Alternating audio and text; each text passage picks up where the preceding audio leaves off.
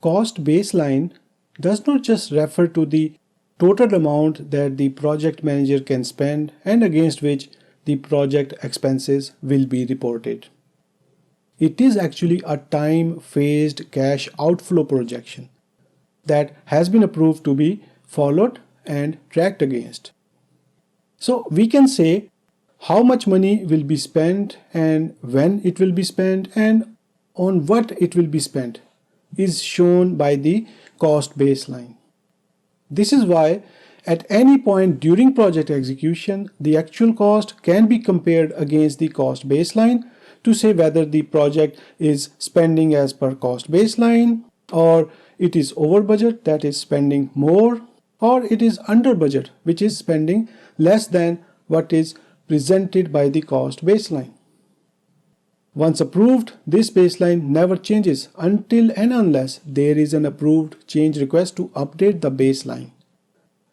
The cost baseline can be presented in the form of an S-curve.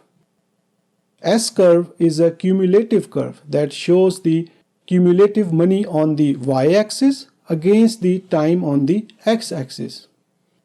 Why is it called the S-curve? Because it looks like an S. Actually, it always looks like an S, though the S may be elongated with a shallow rise or compressed with a sharp rise of the curve. It shows the total money spent at any point in time. It is flatter at both ends, but steeper in the middle. This follows from the observations that during project initiating and planning, the spend rate is low, but once executing starts, the spend rate is high. This is because the maximum number of resources are engaged and used at this time. Once the deliverables are ready and project moves towards closing, the spend rate falls again and the cumulative curve becomes flatter. The S-curve shows the total baseline cost with the solid line, and the actual cost or expenditure is shown with the dotted line. Incremental funding requirements are shown and availability of funds should match that, otherwise the project will have a cash flow problem.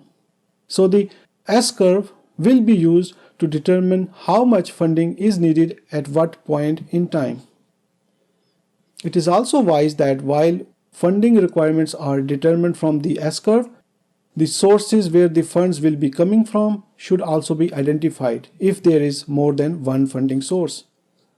This is just to make it clear who needs to provide funds at what time. Ideally, the project should complete with actual cost line and cost baseline line ending at the same y-axis value. But if there were variances, that will not happen. It is possible that cost overrun due to unforeseen circumstances may require that a change request is submitted and approved to release some funds from the management reserve and added them to the cost baseline.